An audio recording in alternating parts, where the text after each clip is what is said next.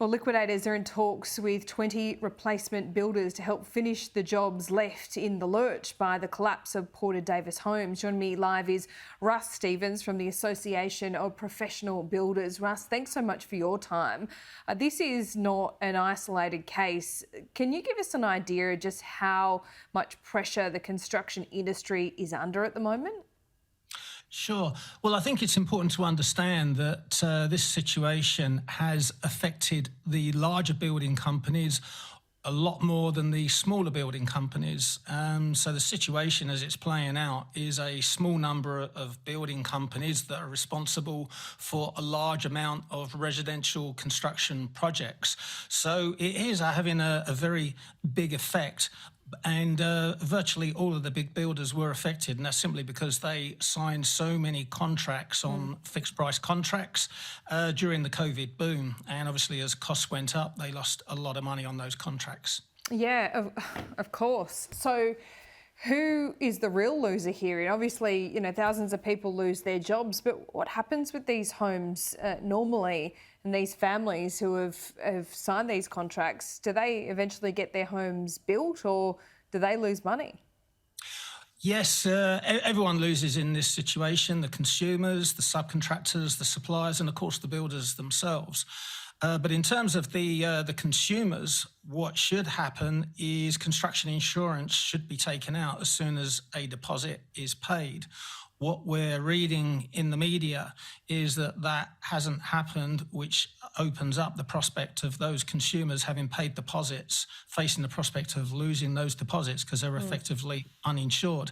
The homes that are under construction, the rules do differ in different states. So the best advice is to actually get in touch with the liquidator to see what your situation is. But your home should be covered by insurance and should be finished. Okay, so how bad is it at the moment, Russ? Give us an idea. Is this going to get worse before it gets better? Because we know there is almost a perfect storm here. Inflation remains high. Supply chain problems persist. Interest rates, well, there's a pause this month, but they could keep on going up. There's been, 10 hikes in a row.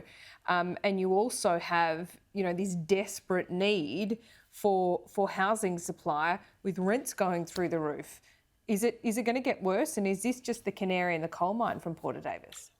Look, unfortunately, we feel it will get worse in terms of more large building companies going under as the year unfolds. And that's simply because the damage that has been done since the back end of 2020 with those contracts being signed, that is all beneath the surface. It's not clearly visible to anyone outside of the company having access to those financials to see the true damage that those price rises did.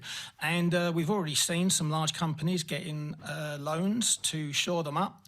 From what we've read in the media, that Porter Davis could not get that loan that would have seen them continue. So I think that indicates that we're going to see more building companies go under. But equally, it's like we have a dual economy in the construction industry because the smaller builders have been profitable since 2021, and those guys continue to do well, and that's simply because they didn't overexpose themselves to risk during the COVID boom.